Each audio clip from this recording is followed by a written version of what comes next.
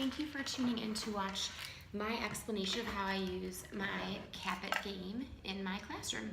So if you have seen my blog post that goes into detail on how exactly I made this board, and it was inspired the same day that I made my interactive fine motor board, which you can kind of see in the corner behind me. That board really focused on a lot of life skills that students would need, for example, using locks to open things, or light switches or outlets, zippers, matching container lids to containers, things like that. So when I decided to make this board, it was really inspired by all of the old non-working school supplies that I had saved for a recycling project that I had never finished previously. And instead of just getting rid of them, I thought I would try to make it into a fun activity that would actually work on some of my students' independent functioning and fine motor goals that they have. So I used this project with kindergartners and first graders and second graders right now, and they really like it. I didn't really know if they were going to think it was very engaging or fun, but we turned it into a game by adding in some extra pieces, which I will explain in just a minute. So like I said, my blog post goes in detail as to how I made it, and so I'll just explain a little bit of the rules of the game. So much like my other board, I just take a pencil case, and this has all of the original caps that match these. So I would have the students either close their eyes and pick out of here, or I would hand them something, and they have to figure out where this blue lid would go. So a lot of students might just match it to another blue marker, but I really tried to teach them, look at this shade of blue. Is it light blue, dark blue? Is it it's gonna be a big marker? Is it gonna be a small marker?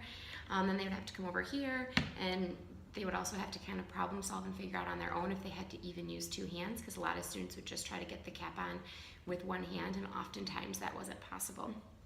Then it would be the next student's turn, and they might pick orange.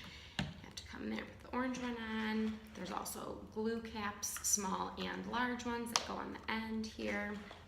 There's Expo marker lids, which those, I think the highlighter and the Expo ones, the whiteboard markers, are some of the hardest because you almost have to wiggle them on, and so those are a lot of times the markers that dry out fastest in the classroom because they aren't put away properly.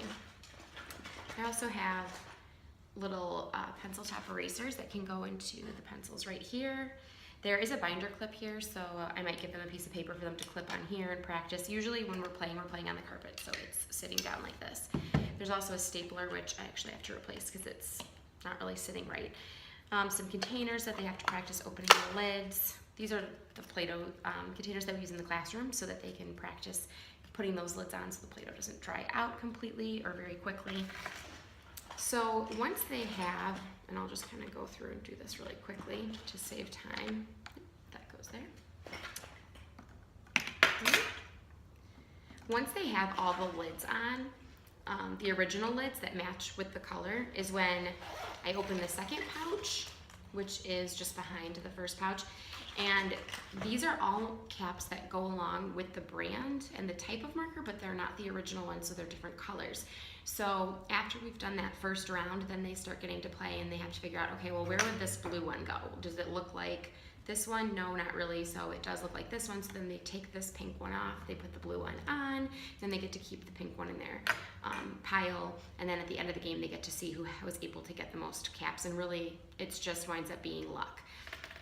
So then they might say, you know, where does this yellow one go? It doesn't go here, even though it's yellow, because it's a different size, it's a different shape. So they'd come over here and they'd take this cap off, replace it with the yellow one, and then they would get to keep the orange one.